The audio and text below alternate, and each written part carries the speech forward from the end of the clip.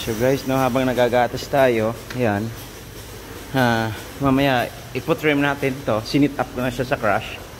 Ayan, si 841 back left. So maya popotrim natin. So dito muna tayo, observe muna milking kasi yung iba dito slow cup. So after this, we're going to do a foot trim, no? Ayan, maya konti. Ayan. Kaya pag walang gatas, naalis na. Ayun, ganun. Ayan. Ayan.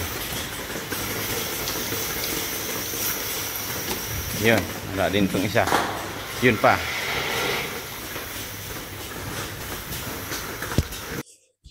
So, ganito siya ka-farmers, no? Si Farmer Joe ulit ito. Ka-farmers, ganito yung sit-up namin dito sa England, UK, ganyan. Kusang naalis po yung cluster sa teeth niya, no? Sa udder niya. Pag wala ng gatas, nadidetect ng sensor. No? Kasi naka-automatic cup removers kami, ganyan lang. Ang trabaho ng dairy farm ay hindi simple, no?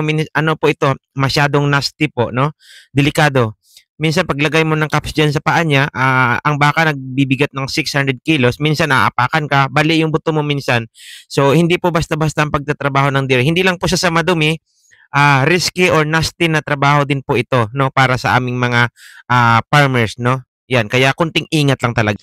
Yan, no, pagkatapos na namin gatasan, wala nang baka lahat-lahat. Ang pinaka-last phase or last stage niya ay mag-cleaning kami ng wash, no. Napaka-easy to. Lahat ng dairy farmers ginagawa ito, no. So iyan, ulitin ko kanina yung baka namin crossbreed lang, 450 lang. Ang sinasabing mga 600 to 550, mga pure breeds po 'yun, no, mga Holstein, Friesian.